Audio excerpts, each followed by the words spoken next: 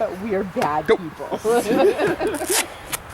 Yeah. Well, one of the COM things this year is going to be about like kingdom, how to hold kingdoms a little bit more.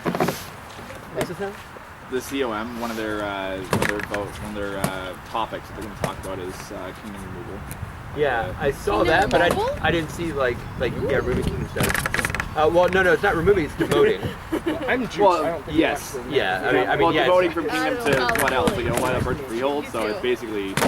Yeah, it's I didn't see what the details of it were. They didn't post. At least last time I checked, they hadn't posted. Yeah, I checked them earlier this week and I didn't see it. They were supposed to talk about it last year, but I guess people just didn't have enough detail, or the proposal didn't have enough detail in it. So they tabled it for this year. Well, so hopefully Randall or whoever is doing it is putting it up. The problem is for the roving crowns. It's like, is it how many people in the kingdom total? Because I don't think you're going to demote based on that. Or it's like there's no one park that's okay. Cool. Show me a park that consistently gets kingdom numbers. Warlords. Well, I went 1-1 with both of them. I don't know. There's a lot of different variables they got to take into account that won't always be easily applied, because like exactly like you're saying, so like the Roman crowns, like you but if they had like a pro tem officer for three terms in a row, like is that something that if they don't have enough running people, or is no park maintained still, like if they don't have a duchy status park, like what criteria do you fulfill? I think the problem is, people are people. All right, and there's no legal oversight in how Amtgard functions. Right. So if they pass like, okay, you don't have enough people, so you could be demoted.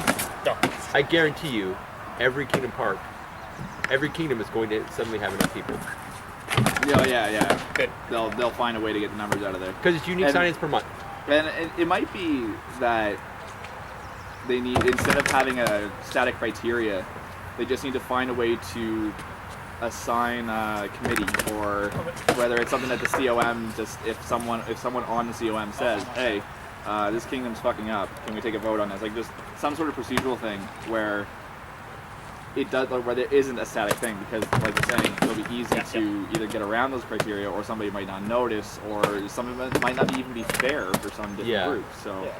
Like, I don't think it's fair to a static crown to tell them they have to have 75 when a roving kingdom can count every group in their kingdom. Yeah. I think that the static crown, I think they get the shaft in that one. I think the COM needs to take a stance to say that static crowns are no longer a thing. Yes. But no, I mean really, that's what it really should just be. Yeah, they are. Is for the most part. What's that? She said their static crowns are butt, and he's goofy ass. Yeah, they are. Well, I mean, when the kingdoms first started everything. Yeah, I mean, back in the day, we're worth it, Okay, that makes sense. Yeah. But now that we've evolved, what really needs to happen is, honestly, they need to say, okay, we're just going to carve up the country. Make these kingdoms. Do it SCA style. Just carve up the country. That's it. I would agree with that. Carve up the country. Boom. I've thought that Guess for what? years. Congratulations, you guys have however many boom. Yep. And in high density areas, split it up then. Yep. What low density areas though? Like they'd have to split it up based on population, because I mean, if you split up the states, that might make sense, except for some like dead zones like Louisiana, the Dakotas. Or the Dakotas. You just kind of put them to Louisiana's not dead zone. No. Well, not Louisiana, but like the Dakotas are a good example. There's one group. My American geography, US geography sucks. But like, then do you say like Canada is one whole region? I would split it in half. But then that's the other problem, because I mean, if you give all of Canada one kingdom, one park is right smack in the middle, 15 hours from the right and 15 hours from the left. Sure. And then there's two parks out west that are barony status. So if you had split it in half, you have Wildguard and then the two Alberta parks.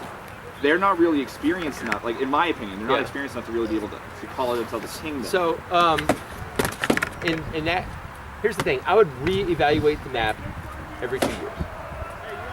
And then in places like that, okay, is there a close U.S.? Yeah, the kingdoms. Okay, first off, Amtgard Incorporated doesn't exist anymore. Correct. We looked into it. It is not a corporation anymore. Nope. There are only 4 kingdoms that are nonprofit corporations. Really? One more. Yep, that's it. That is it. Out of the 15, there are 4. That actually have their MBO. The MBO that is required to be a kingdom. Yes. Wow. Here's the thing. All right, one more. The requirements to become a kingdom are not requirements to maintain kingdom status. Which needs to be, that needs to be changed. Good. Well, I mean, so what actually